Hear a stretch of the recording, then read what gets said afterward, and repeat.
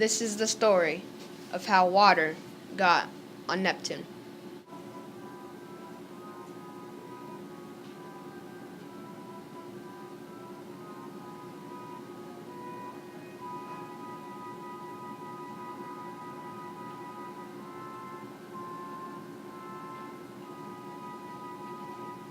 In the time before the unexplainable could be explained, there was a god named Poseidon, filled with the power of millions of mortals ruling the vast ocean. For he is not only the god of the sea, but he is a protector of aquatic creatures, being a saint for those who survive in water daily. After the overthrow of their father, Cronus, Poseidon and his brothers, Hades and Zeus, argued at extreme measures about who would get what in the universe, causing bloodshed, war, and near-death experiences between them.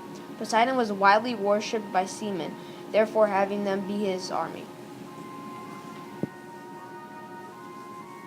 During the war, Poseidon desired Demeter, goddess of agriculture, fertility, sacred law, and the harvest.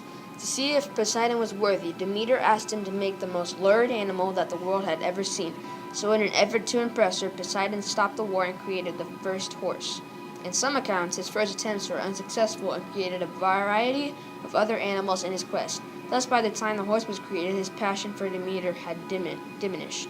But his brothers wanted the war to continue so they would know who gets what. Poseidon's brothers ran after Poseidon, trying to convince him to join the war again, hopeful that they will soon defeat him. But Poseidon's weapon was a trident, a three-pronged spear with the power to cause earthquakes and shatter any object.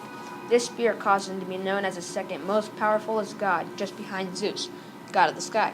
Poseidon believed the only reason why he was so powerful was because of his difficult, quarrelsome personality, and that he could never be convinced to do something he didn't want to. Combined with his greed, he had a series of disputes with other gods during his various attempts to take over cities that were patrons of. Poseidon was so tired of the war that may never end, that he slammed his trident on the ground, causing the ground to crack and giving Poseidon a chance to run away from his problems, his brothers, and his feelings. After getting out of reach of his brothers, Poseidon knew he would need to go even farther from his brothers because of their powers. Poseidon knew he would have to go to a planet far away from his own to escape his problems. Would he go to the Red Planet but have to fight with Mars, the god of war? How about the Morning Star but have to be with the god of love? There was always his cousin's planet, Jupiter, but he didn't want to be near his cousin for the acts he caused many years ago, although he was sure to return there soon. So he decided he would go to the 8th planet to see his exquisite waters his father had spoke of. He wanted to see what it was really like to live with this power, what the people and culture were like, and if they were the opposite of the other planets, friendly. He knew the trip would be dangerous, but it could be worth his discovery and would be better than fighting in the war. Poseidon rose up on a prodigious wave of water. The water surrounded his body so much that you couldn't even see the outline of him. The wave soon turned into a horse of water and started galloping in midair just as if the horse was on the ground. The horse picked up huge speed as it shot up into the sky like a spark of fire from a trident he had saw before in the war. Poseidon gripped onto the reins as tight as he could since he knew the trip would be dangerous and a bumpy ride. He saw Mars shoot by, followed by Jupiter and Saturn and Uranus, and then the 8th planet. The land had many mountains and hills. In fact, that was the only beauty he sought. It was not as if his father had told him. There were no waters at all. Disappointed that he may waste his whole day on this dry planet, Poseidon looked up at the night sky looking for a better place to stay that was rich with water. Then he saw one of the most beautiful things in the sky he had seen in his life, the moon. Triton was covered in blues, whites, and grays. This moon has vast amounts of water flowing through canyons, thought Poseidon, but for some reason he wished to stay on the 8th planet even though he was wistful to go to Triton.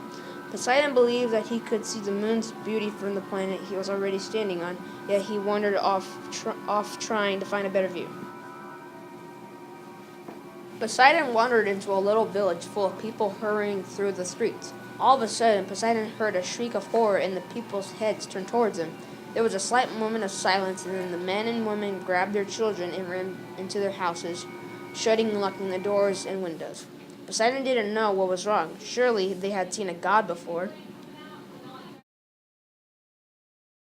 Poseidon didn't let this bother him much, but he still wondered why the people ran away from him. He headed down to the road to a cave to rest. He made a bed of mist and lay down on it. No sooner had he laid down than men from the village had come with fearful countenances, but one man had an odious look on his face, and Poseidon knew at once he was the leader. The man wanted Poseidon to leave their planet and never return. He believed Poseidon would take over the planet or bring the war Poseidon was into there. At first, that disappointed Poseidon, but that disappointment turned into anger and then hate. Poseidon was a furious bull that could charge at the whole village. Why would they believe this about him when they only just met him? Why did they just assume that he wouldn't protect them? He would if they let him stay on the planet. Poseidon would have treated them equally if he could still view his moon. Some children came running with the look of joy of a million children seeing presents under the tree on Christmas Day. But then the smiles faded and their faces became stolid. They told him to ignore the people and stay as long as he didn't bother them and take advantage of the planet. This made Poseidon realize that he is a god and shouldn't let people without any powers boss him around, like he was Pluto, a small dwarf planet that lived next door. Looking back at Poseidon's beloved moon, then he started to think about what he should do. For this, Poseidon believed he should punish the people and take the planet as his own. Without warning to the people, Poseidon slammed his trident down on the ground, making it shake and the people fall to their knees, then flooded the planet, drowning all of the people, for they could not swim. As the people floated to their watery grave, Poseidon watched them struggle and yelled at them, even though he doubted that they could hear him. You did this to yourselves. If you had only welcomed me to your planet, this may never have happened. I have treated you fairly and equally, but you assumed I would bring war to your planet.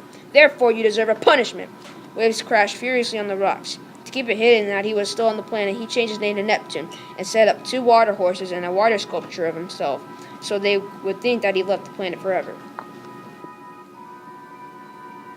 The adults of the 8th planet tried to gasp for air by trying to reach land, but it turned out that their attempts to get to land made them drown. Poseidon looked at one of the young boys that told him he could stay as he sunk down to the bottom of the waters. Poseidon saw that the children did nothing to him, just as he did nothing to the people. Poseidon then respected the children and spared their lives because of their kindness they expressed to him. The children turned into merpeople, a body of either a male or a female, and the tail of a fish. The merpeople swam under the waters of the planet, and Poseidon changed his name to Neptune and turned into the god of all the sea and all aquatic creatures. He wore a long blue vivid robe and a golden crown as he sat on his throne made out of gold and decorated with seaweed. He soon married Amphitrite, one of the granddaughters of Titan Oceanus. Neptune could always see his moon. He loved it so much that he even named his own son Triton to show his love for the moon. The 8th planet is a planet that will never be forgotten for its brutal history. Its watery surface is like a vision in the past for our generation to see. Poseidon will always be remembered as the god of water and horses for the act he has done on Neptune. The future holds many great things for exploring space and what lies within it. Future missions may lead to discoveries on Neptune, and what we may see may change the way we see history.